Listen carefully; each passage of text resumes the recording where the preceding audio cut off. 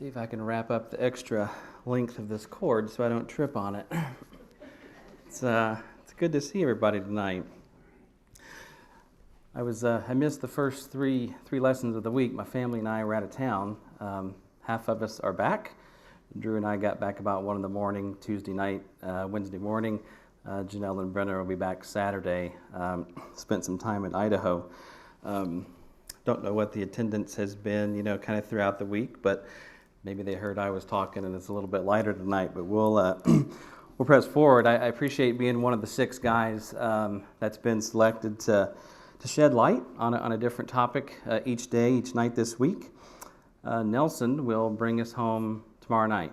He'll be the finale for us, and so we look forward to that. Going to talk about prayer. I was kidding with him. I said if I get done early, I'll just give him a head start and he can come on up here. So I did listen to the first 3 lessons, so I feel like I'm caught up to speed. Appreciate Brian for posting those in a timely fashion, and if you've missed any so far, I would encourage you to go to the website and look them up. You can listen to the audio, watch the video.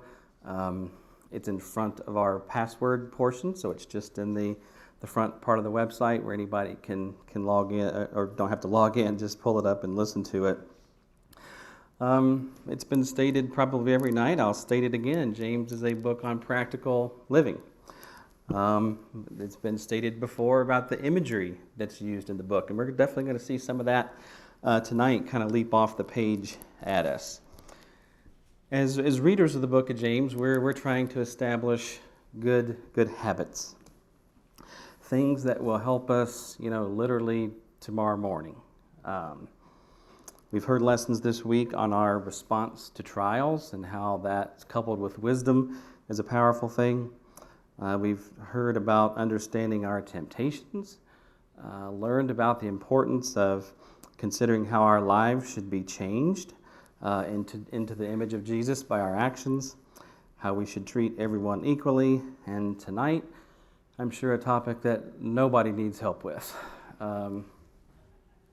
You see it on the screen right there, Taming Our Tongues. This is a lifelong endeavor.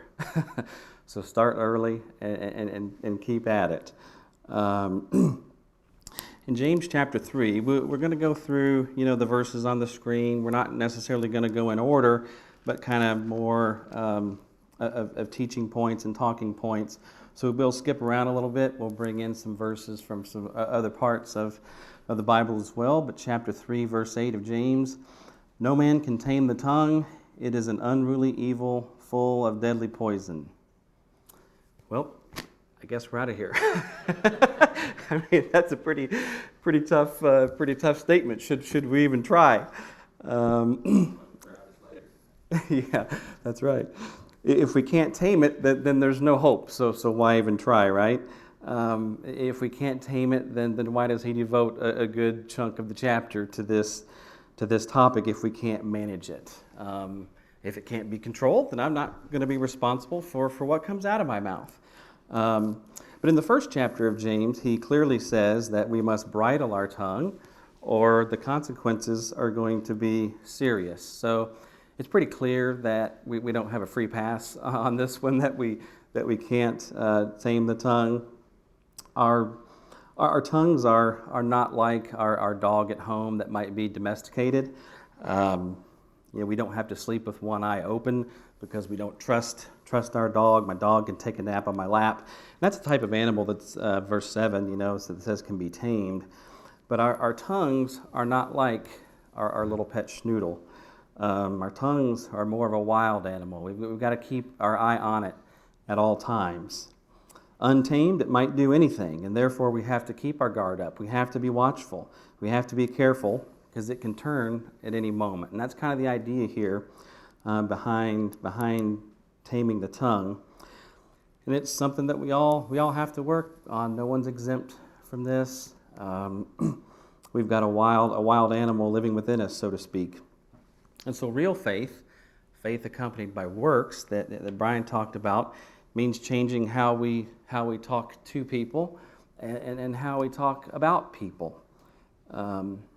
Which one of those avenues, to or about, do we typically spend more time considering? I know the answer for myself. You think about how you talk to people or about people more? Just blurt it out. Oh, I'm impressed. I was a two person. Yeah. I think that's kind of, at least for me, is kind of a natural tendency to kind of have my guard up, to be a little more careful, to think about things. And we'll talk about this throughout the night. But sometimes where I slip might be, kind of thoughts, about something, or, when you're kind of in a smaller group or something and talking about other things. And that's where, we have to work on both sides of it, but it's kind of an interesting thought. There's nothing harder to control and bring our obedience to God than with our words. And so before we head further into James, I'm thinking of a few passages in Proverbs to kind of set the stage. In Proverbs chapter 6, verses 16 through 19, kind of a familiar passage. This is where we see that there's 7 things that are an abomination to the Lord. And depending on how fast you can arrive there, you may have a jump start on my question. But can anybody recall how many, if any, of those 7 things that God hates have to do with the tongue? Okay, Gary got the first one. Yep. So I think there's a few. Yep. False witness. I would argue there's one more. Yeah, Mike said it. Yeah. So we've got a proud look, hands that shed innocent blood, a heart that devises wicked plans, feet that are swift to run toward evil. I'd probably put those in the bucket that don't have any as much to do with the tongue. But a lying tongue, a false witness that speaks lies, and one who sows discord among the brethren. There's a 99.99% chance that's tongue related. And so you're right, Mike. So these are things that God hates, and 3 out of the 7 have to do with the little member of our body that we're talking about tonight. So it's a big deal. In Proverbs 12, verse 18, it says, "There is one who speaks like the piercing of a sword, but the tongue of the wise promotes health." You read that verse, it's like it's got 2 halves. One puts you at ease, and one puts you on edge, right?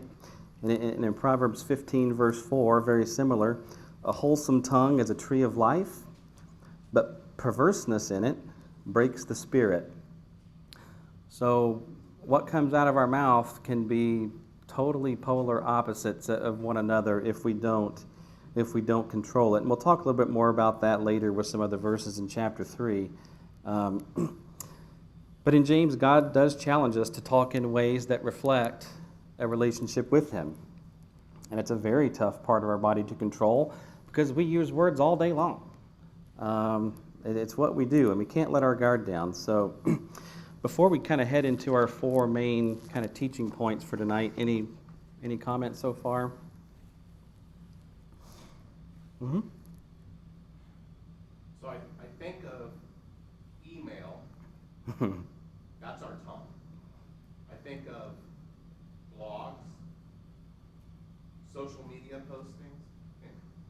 It's like our tongue is expanded beyond the reach of the rest of our body. Yep. I'll just scratch that from notes I was going to say later because you nailed it. I mean, there's lots of avenues with what's in our heart comes out. I mean, that's where it all originates from. And I think some of those methods you mentioned make it extremely trickier because some of that stuff is kind of out there, so to speak, and kind of posted forever. Measure twice, cut once, It's like that holds true for what we say, think twice, listen twice, pray twice, take a deep breath twice, whatever it is, but before you speak, before you type, before you text, before you whatever, we can absolutely get in some trouble. And when you see, and it's easy to spot when you see it. You kind of see a comment chain on something, and you're, oh boy, grab the popcorn because people are really letting their foolishness out here. We got to guard against that. Dad? I may be robbing some of your points as well, but I'm All just good. thinking, we have a responsibility as a speaker, but we also have a responsibility as a responder. And I was thinking of Ecclesiastes 7, verse 21, if you don't mind, I'll read it. Yep. Also, do not take to heart everything people say, lest you hear your servant cursing you, for many times also your own heart has known that even you have cursed others. So, you're going to hear a lot of stuff, and it's easy to respond negatively, and sometimes I can do that. It spends a lifetime taming your tongue, but we have a responsibility as a receiver also. Don't listen to everything everybody says. That's right. Yep, no doubt. It can be instinctual, and sometimes we have to kind of fight our instincts, especially when anger is involved. And we're definitely going to talk about anger later. Yep. So in James chapter 1, I know we talked about it once before, but I think even Brian brought it up that chapter 1 is like a way of the whole book is going to go. And in verse 19, he tells us, swift to hear, slow to speak, slow to wrath. We have 2 ears for a reason and 1 mouth for a reason. And I think about that I don't have 2 mouths. Yeah. Because mine already gets me in trouble. Yep. I don't need any help. It's a good ratio. I could probably use 4 to 1. Yeah. That's teaching point 4, by the way. So, all good. Yeah. Well, that's what happens when you're kind of not going in any particular order or whatever. So, so the first kind of takeaway tonight is becoming a person with a tamed tongue is a huge win. I think we've kind of established that we can, but if we can pull it off, it is such a big deal. Loud reading voice for someone who wants to read James 3, verses 2 through 8.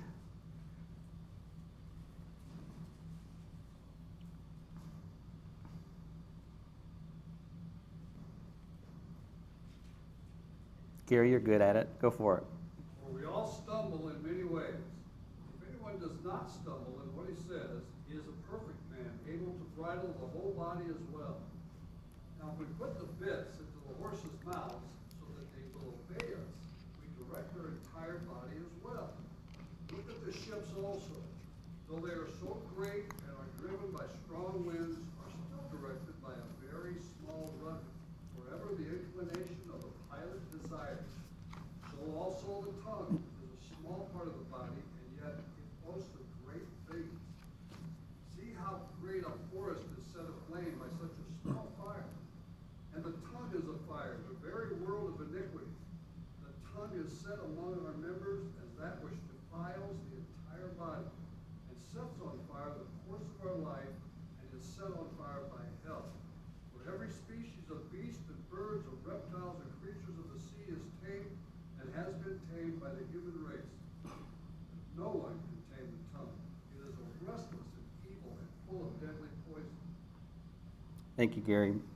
That's going to kind of incorporate our first 2 points. But as negative as part of that passage is, it begins with kind of a motivating promise that says if you can get your tongue under control, you can deal with just about anything.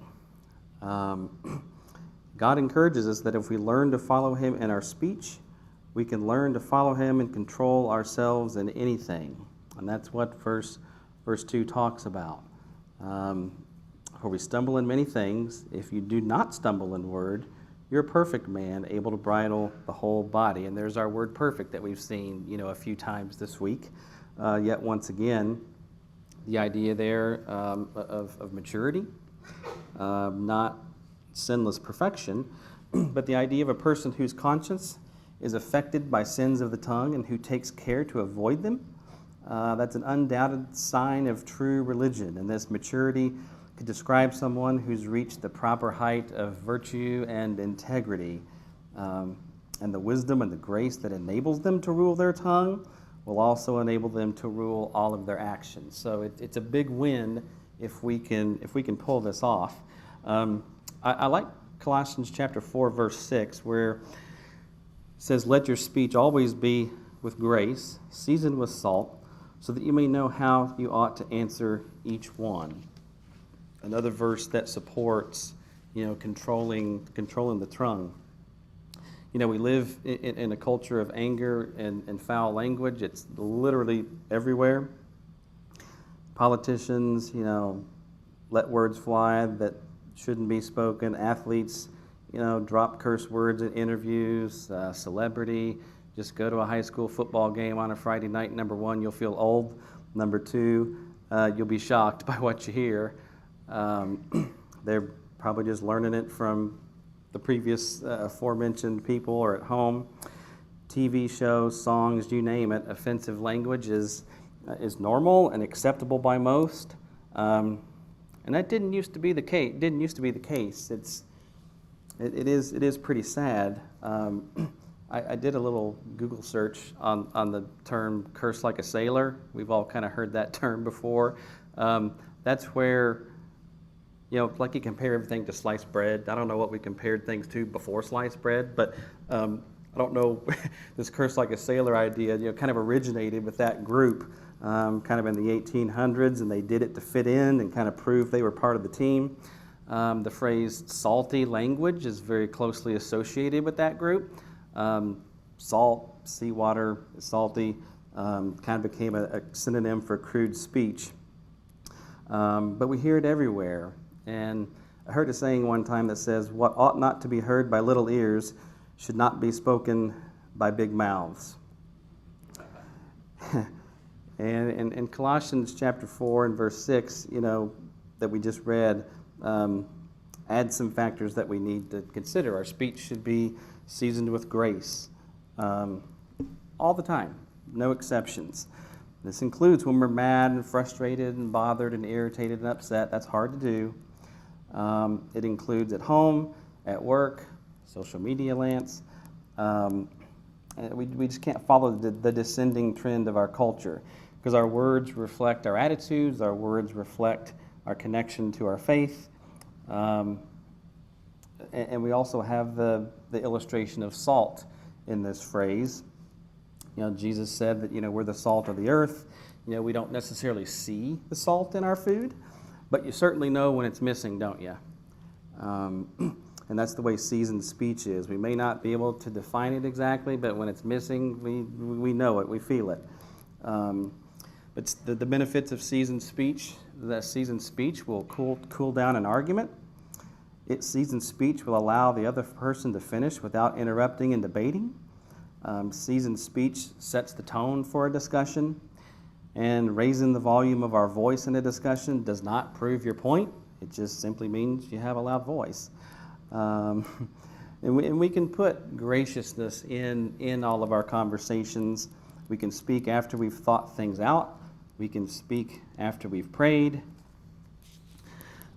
And one of the things that comes out of seasoned speech and controlling our tongue, bridling our tongue, is that other people will notice. I mean, that's kind of one of the goals, right?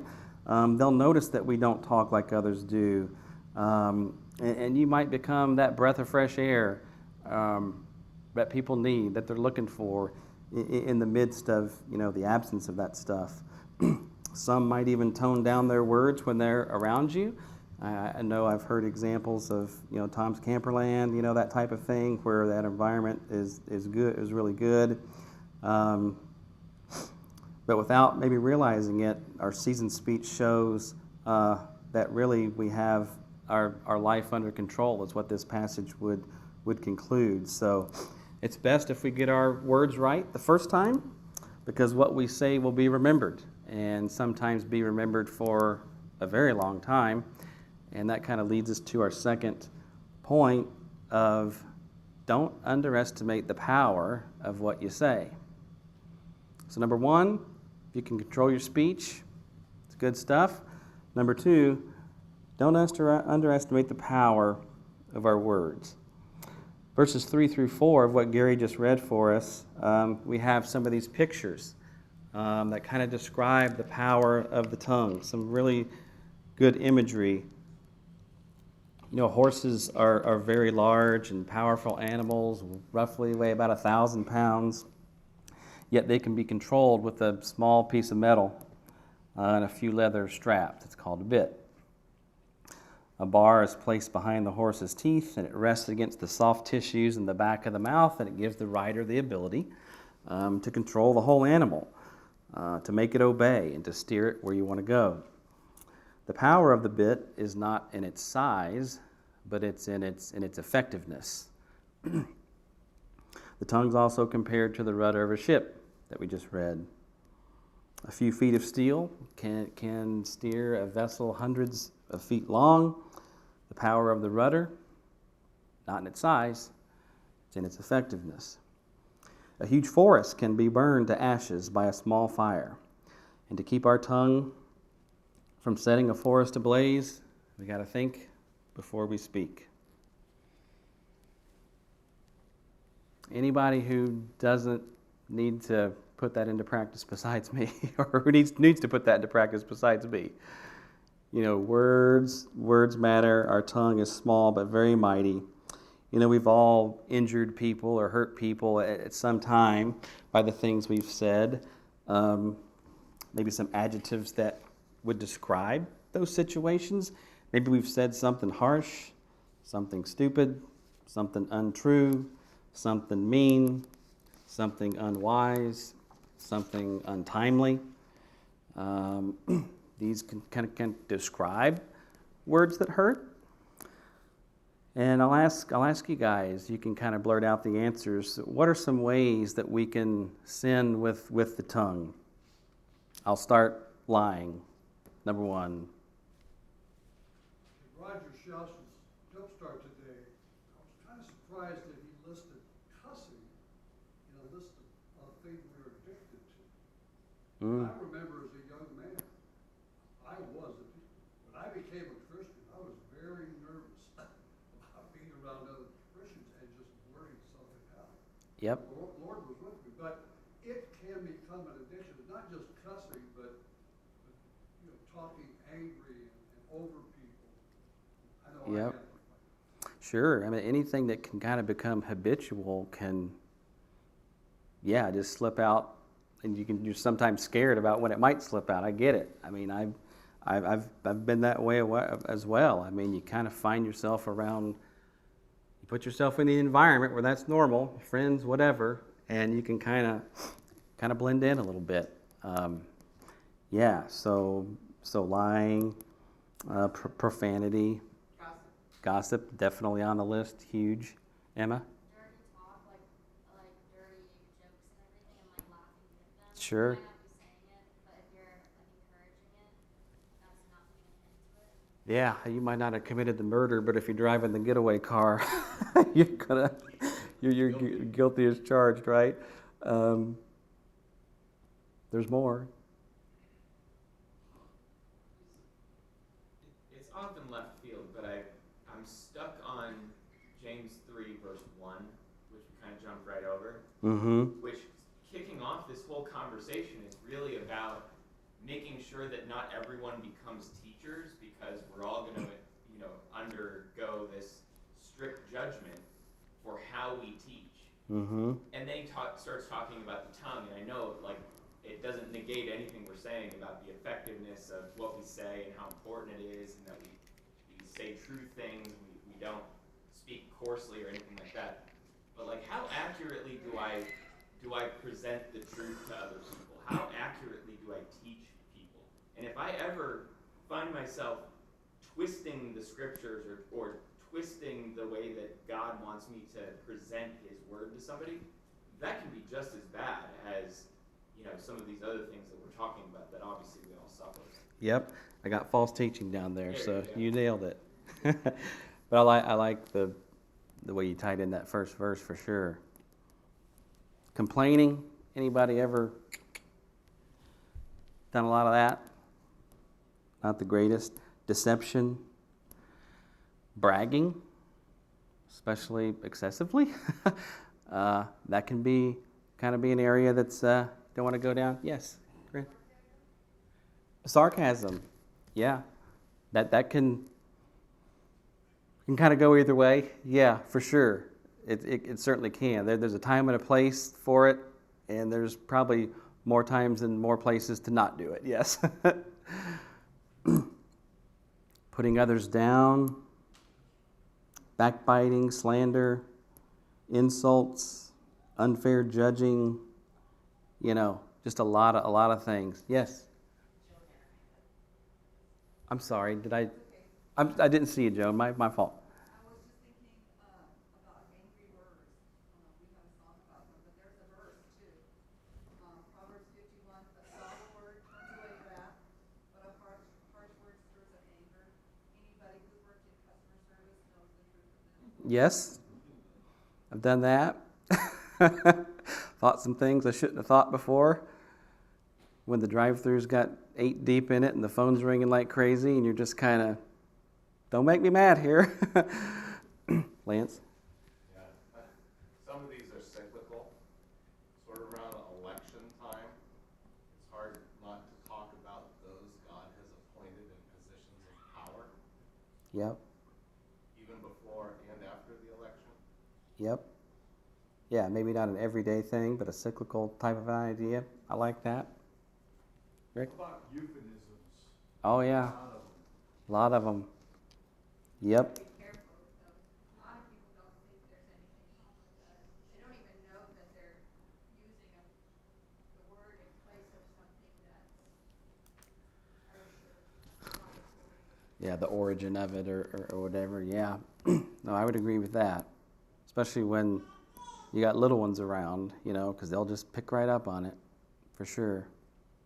Mm-hmm. I was thinking, speaking of little ones, something that parents need to be careful with is how you, we got to discipline our children, I totally get it. But you don't want to belittle children, you don't want to degrade children, you don't want to, if you tell them they're no good, pretty soon they're going to start believing that. Right. Yes, discipline, but encourage, because you can sure break a child's spirit real quick. Yep, absolutely. It's just uncanny that you kind of mentioned that. And one of my next kind of questions to the audience was, have you ever heard a statistic that kind of goes something along the lines of it takes X number of positive experiences to kind of offset one negative one? Not that we keep a literal tally sheet, but have you kind of heard that before? Okay, you head nodders. What are some of the numbers you've heard? 8 to 1 or 20 to 1? 8 to 1. That 7, 8 is kind of what came to mind. Yeah, I kind of did searching. It's kind of in that 5 to 10 range, I think, which tells you that it's very lopsided. It takes a lot of repair, kind of to what you're saying to offset, something hurtful or offset a bad experience. I mean, that's just how we operate. It just is what it is.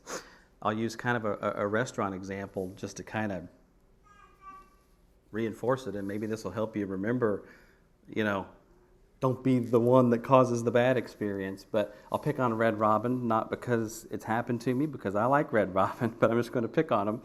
If you went to Red Robin and you had a bad experience, the wait was long, the server wasn't as nice as you wanted it to be, you got a picture of those unlimited fries just staring at you, but yet they don't seem to bring them as fast as you want them.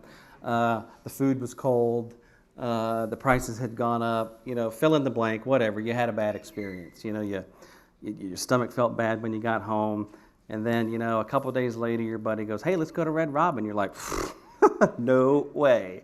I can't stand that place. I'm never going back. Had a bad experience.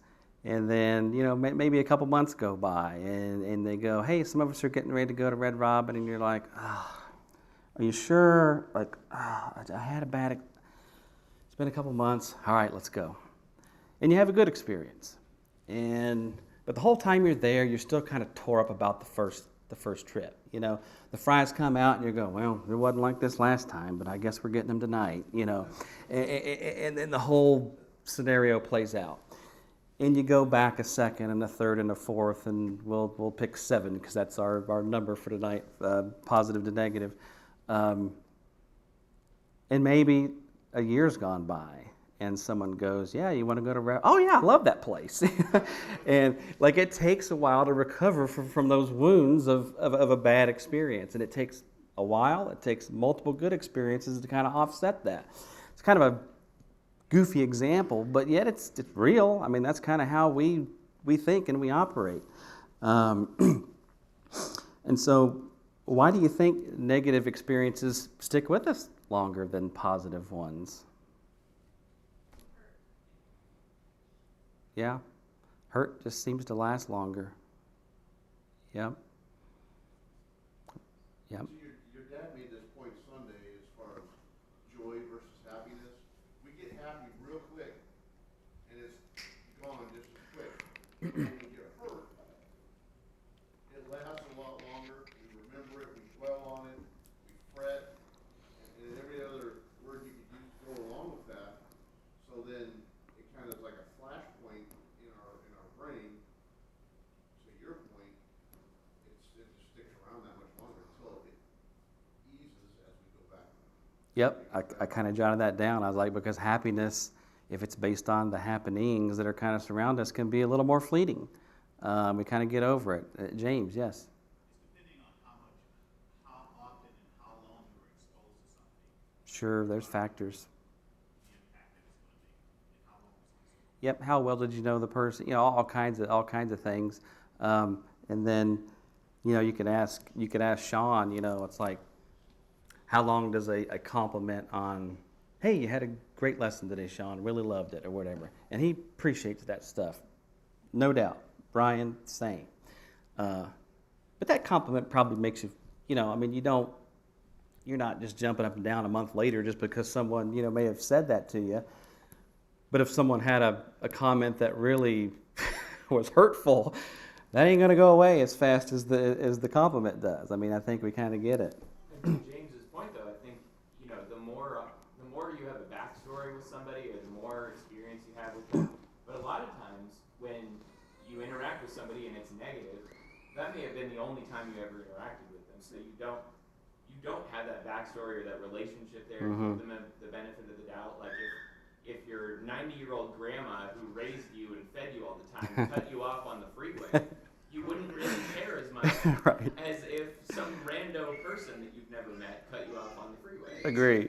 You give somebody some grace when you know them better. I like that, and you know, we should all assume positive intent. I mean, we've talked about that before, but that'll go a long way to reducing the sting. Yes, Gary.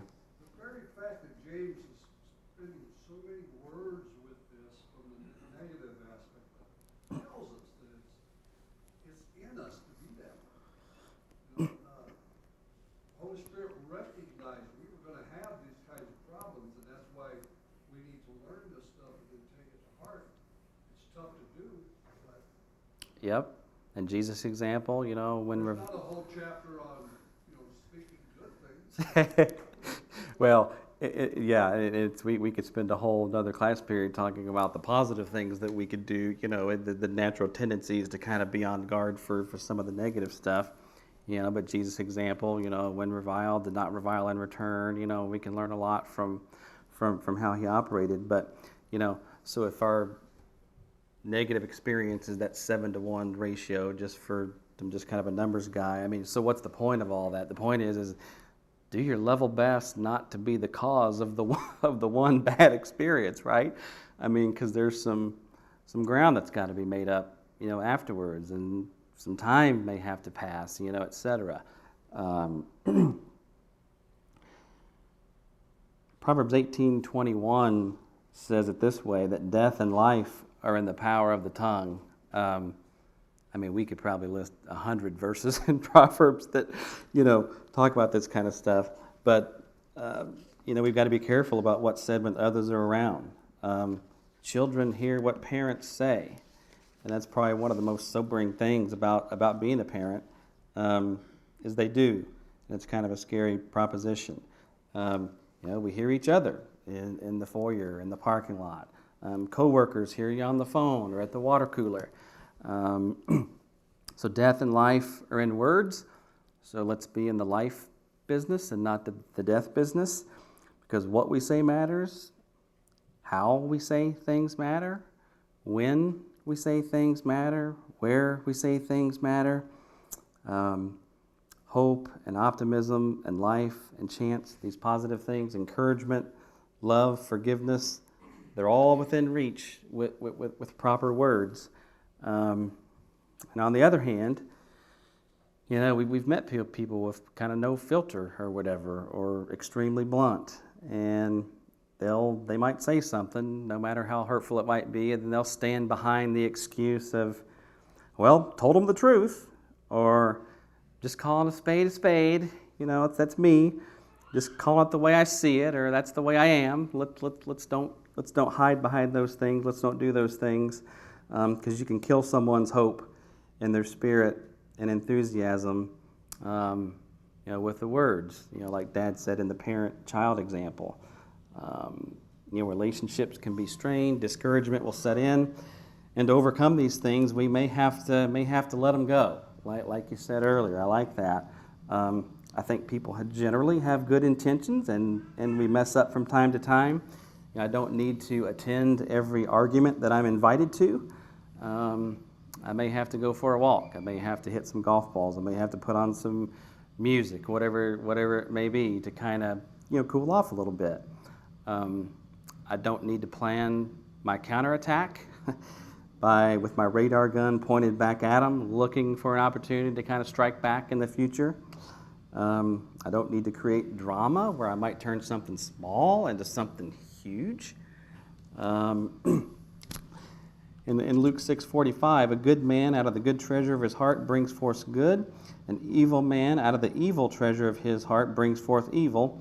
For out of the abundance of the heart, the mouth speaks. So really, if we have a speech problem, if we have a tongue problem, the reality is we have a thoughts problem. We have a heart thing that kind of needs to get squared away a little bit. And we've all, probably gone through times where we didn't perform as well as others, and we hope to kind of continue to improve. So the third teaching point, so we got, it's a big win if we control our tongue. Don't underestimate the power of what you say. And thirdly, let's don't be a walking, talking contradiction. We find ourselves in dangerous territory there. Someone want to read James 3, pick up where Gary left off, and look at verses 9 through 12. James 3, 9 to 12. Sure, go ahead, Lance. With it we bless our God and Father, and with it we curse men who have been made in the similitude of God. Out of the same mouth proceeds blessings and cursing.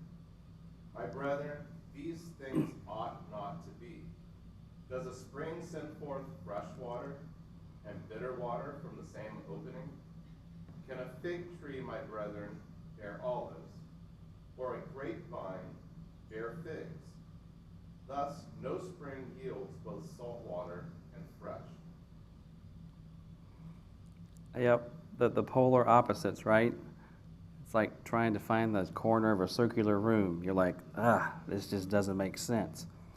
So here, James reminds us of the ultimate tragedy of how out of the same mouth, we can have these things. And as crazy as that sounds, we're very capable of this. You don't want to be a walking contradiction. You don't want to be hypocritical. So in James chapter 1 and verse 26, if anyone among you, this goes right along with it, thinks he's religious and does not bridle his tongue but deceives his own heart, this one's religion is useless. Whew, that verse is loaded.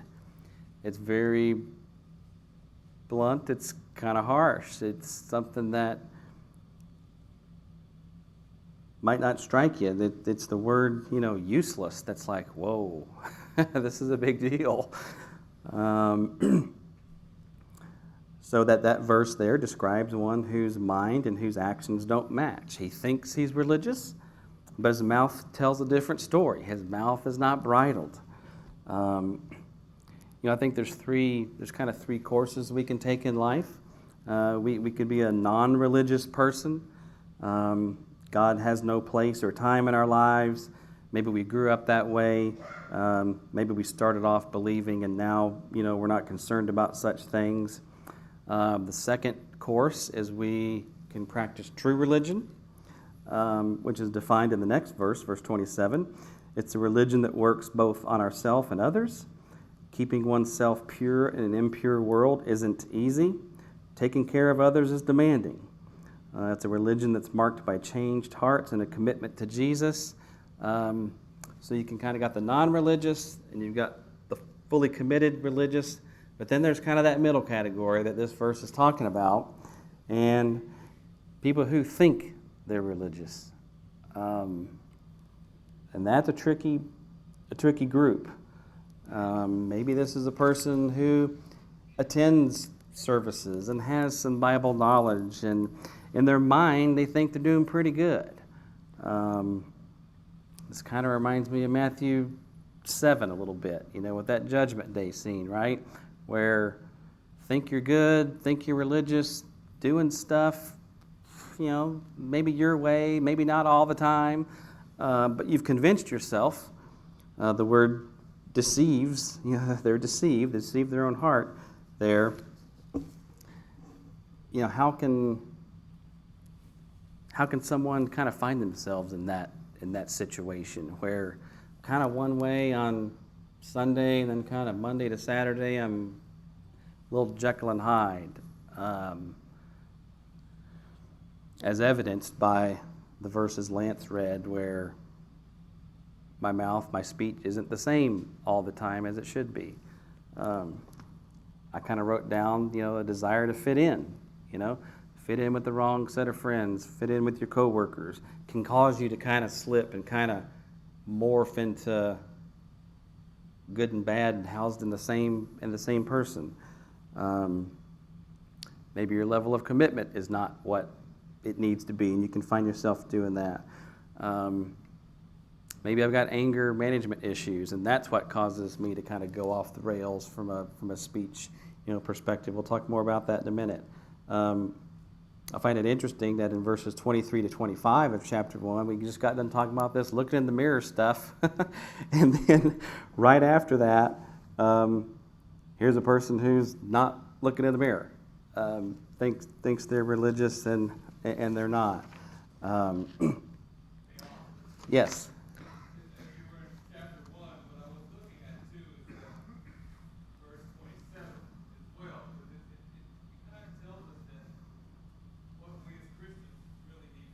Mm-hmm. Have pure and undefiled, be pure and undefiled before God. Yep. We need to remove ourselves from the world. We need to be unstained by the world. So what this does for us here, this helps us to be unstained from the world. Our fellowship, our gathering, our summer Bible series, all of this helps us to be unstained from the world so that we can have that pure and undefiled Yep. religion before God. No, I agree. I like that. The religion here is called useless in verse 26 because their tongue's not bridled. Their words are weapons of mass destruction. The words get them in trouble all the time. Don't get in their way. Don't make them mad. Don't disagree with them. You'll hear about it. This type of a person. It's useless because their religion hasn't changed them the way it's supposed to. Just religious enough to kind of soothe a guilty conscience, but not enough to do any good, and their tongue reveals their true identity. They have fooled themselves, and then everyone else around who sees it scratches their head and go, I can't figure that person out. They're not consistent.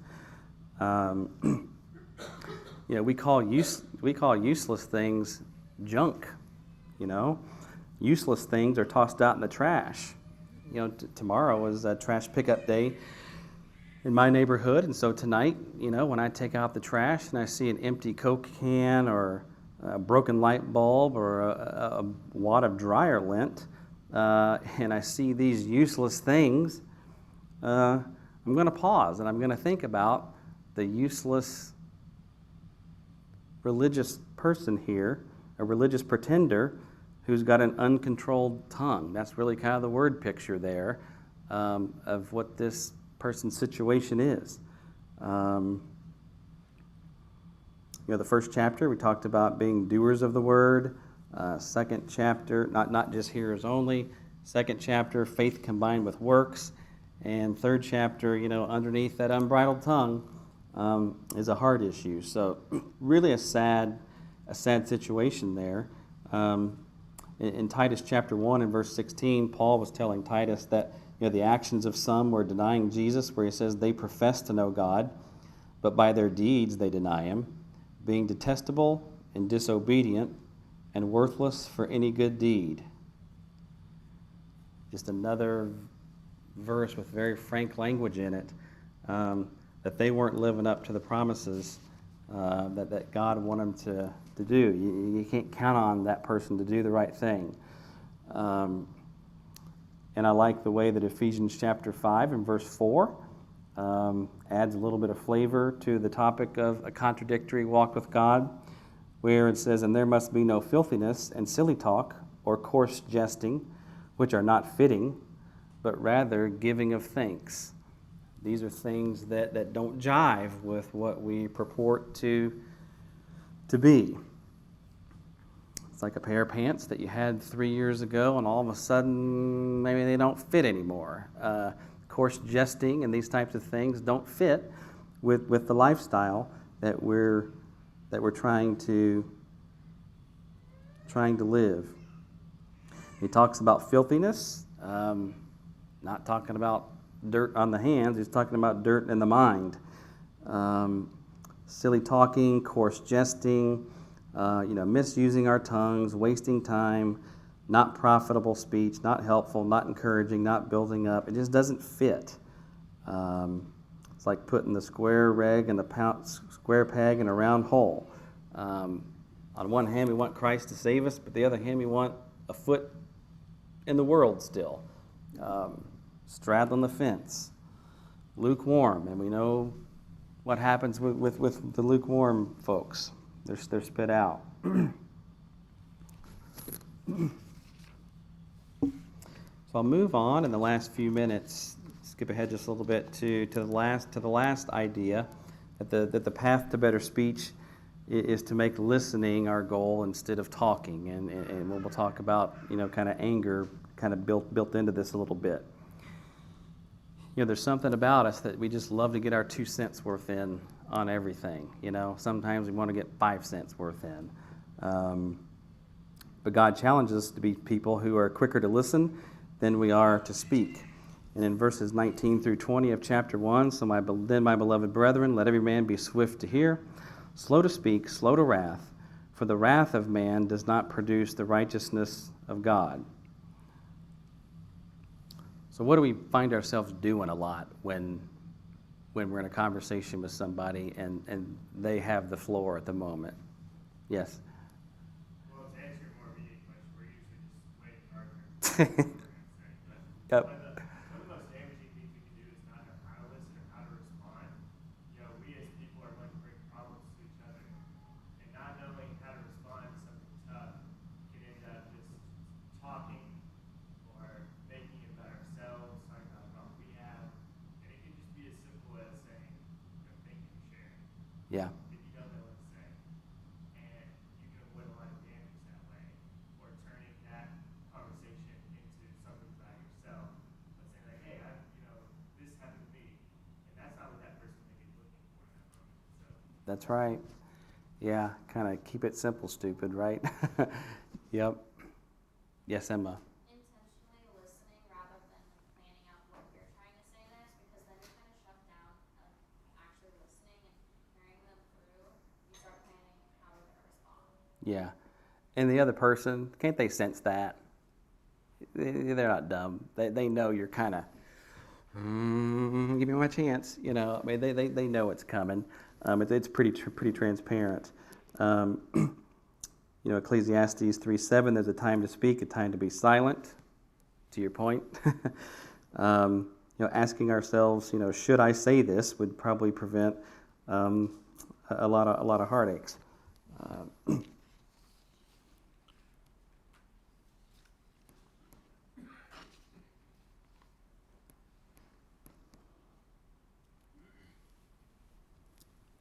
So in the two verses that we just read, 19 and 20, the word wrath is there a couple times. And I think anger is one of the primary emotions that can kind of send us off in the spiral, from a speech perspective that we don't want to go down. Joan beat me to the punch, but the song that we sing, angry words will let them never from a tongue unbridled slip. I wonder where they got the thought for that song, right? The air around us is filled with angry words all the time. Fights at sporting events, workplace drama, road rage. It's in our homes if we're not careful, and kids can pick up on elements of frustration. It can happen among brethren over various disagreements. It's being slow to anger is what we see here in James. Don't let the sun go down on your wrath is what we see in Ephesians. Outburst of anger is classified as one of the works of the flesh in Galatians. And anger is giving the devil an opportunity to work harm.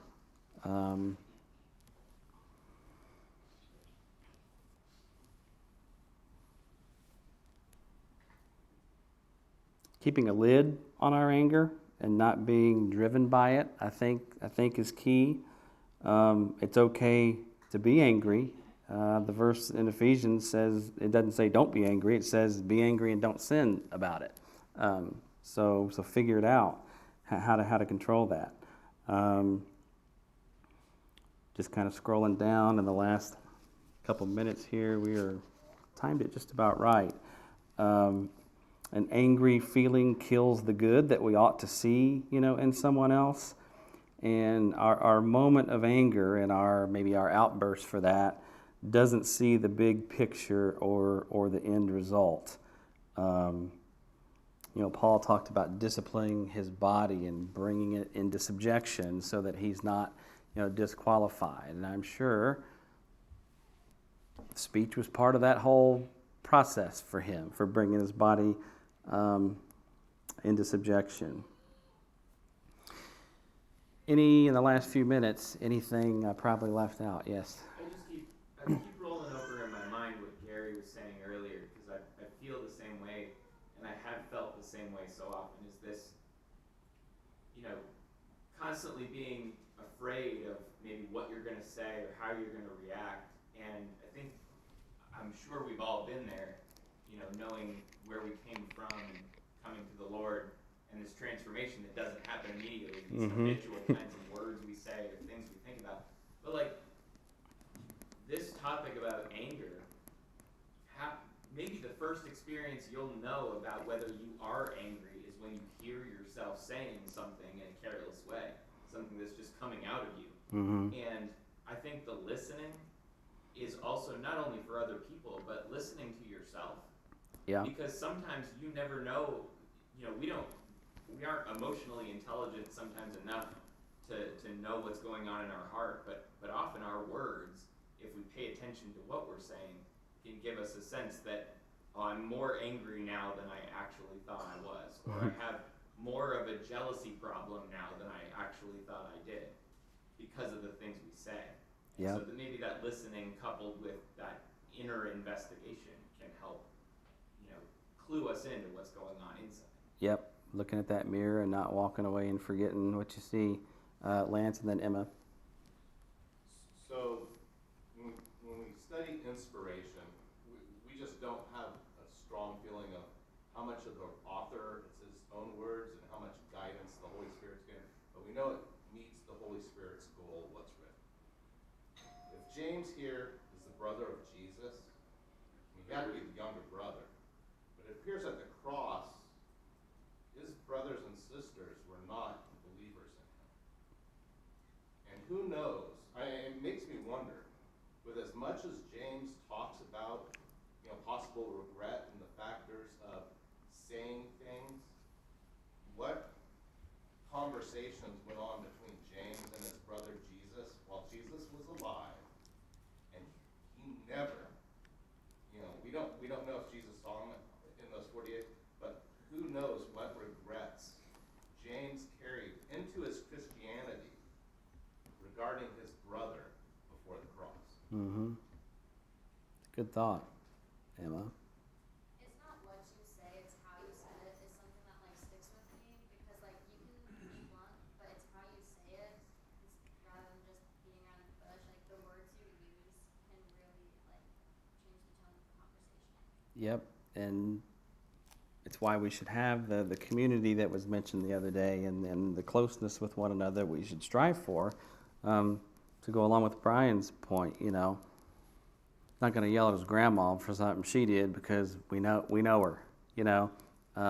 I think we do cut each other a little more slack when we know where you're coming from. You're close, and you assume positive intent. I like it, Mike.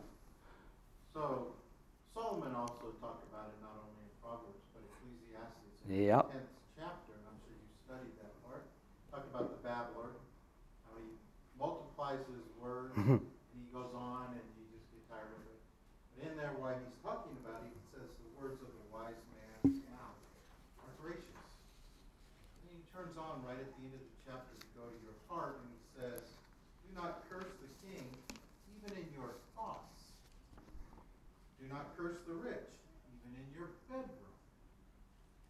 For a bird of the air may carry your voice, and the bird of flight may tell the matter to others. People are maybe listening, so you want to be careful even in your thoughts. So when we talk about the heart, The heart.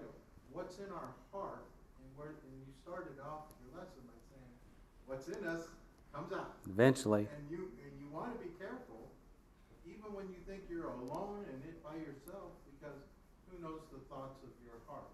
Yep. God does. That's right. You're not fooling anybody. I know we're out of time. No, you're good. Point number 2, when you were ways back, I was in a corporate training class years ago, back when I actually worked. And the instructor said there's one thing that, in his experience, that someone will never get over. And that's public humiliation. And I think there's a whole lot of truth to that. Mm-hmm. It's one thing to tell somebody on the side something. They may not like it, and maybe you said it the wrong way, but that's between, you and he or she. Yep. But a public humiliation is something that will never leave. Yep. Now the setting makes a huge difference. Rick, have him come on in. We're good. Yep. No, I like that. Well, I appreciate the time, appreciate the comments. This was something, if we were sitting around a campfire, we could talk about this for days. But thank you.